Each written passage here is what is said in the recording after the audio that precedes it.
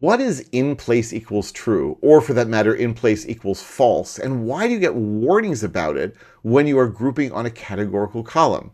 And why does the warning say that things are going to be changing in Pandas 3? In this video, I'm going to explain all this stuff, what's going on. It's actually fairly straightforward, but it's important to understand it so that you can avoid these warnings or understand actually the functionality and what is changing in Pandas 3.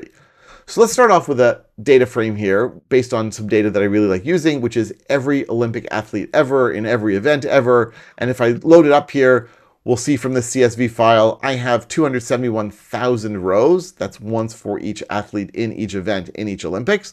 And each of the columns then has a D type, as we would expect. And some of these columns are object D types. Now, object means we don't want to store the actual value in NumPy behind the scenes. Rather, we're going to store it as a Python object and we'll refer to it. And that's true for a whole lot of these different columns. And in fact, here, if we look at the season column, we're storing a lot of strings. Now, does that have an effect on how much memory our data frame takes up? The answer is yes. If I say df_info and I say memory usage equals deep, you're going to see that we now get the D type of every single column, and it's a total of 158.9 megabytes. Not a huge strain on most modern computers, I will admit, but it is something. And it makes you think, if I've only got two different strings here, why should I be storing each and every string? Why not store each string once and then refer to those strings numerically? In other words, I'll replace the actual values with integers, which are tiny, and each integer will refer to one of the possible values of season, either summer or winter. So I'm going to say here, I'm going to say D type equals, and we'll say here season category. And when Pandas reads this file, and when it reads that column, it's going to look at all the unique values, create a new category on the fly for us based on those values, and then it won't have to use as much memory. And indeed, if we look now, memory usage equals deep, look at this. We just went down to 144.9 megabytes. In other words, we have saved about 15 megabytes of memory just by making that tiny little change. And it's a big win and a really, really easy thing to do to change your string columns that repeat themselves into categories. If it doesn't repeat, it's not really going to be worth it. Okay, so now I'm going to do a group by. I'm going to say here, well, what if I want to say df group by, let's say season. And I want to find out height mean. Is the mean height of athletes in the summer higher or lower than the mean height of athletes in the winter? This is, I'm sure, something that has kept you up at night for years. And great, we find out that in the summer, it's a mean height of 175 centimeters, and the winter is 174 centimeters. So really, those summer athletes are a full centimeter taller than the winter athletes on average. Okay, I'm sure you are now relieved to hear this, but look at what we get. We get a warning in Pandas 2. And Pandas 2, it's saying future warning.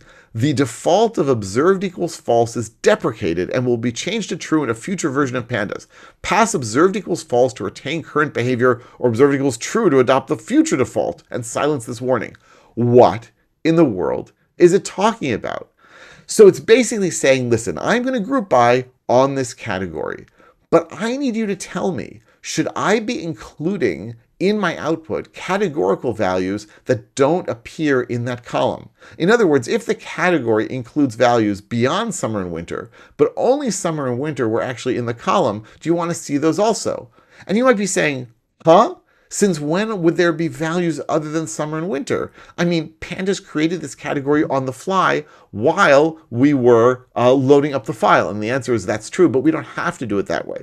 I can go back to the top here when we load things up, and I can define a new category. Say your seasons category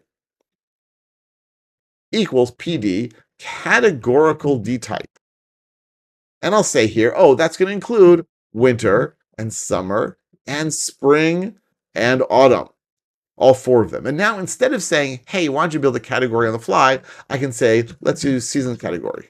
Why would you want to do this? Well, maybe you intend to add values that are not in the original data set, and you can only add values to a data frame in a categorical column if the value is already in the category. You can't just willy-nilly add things.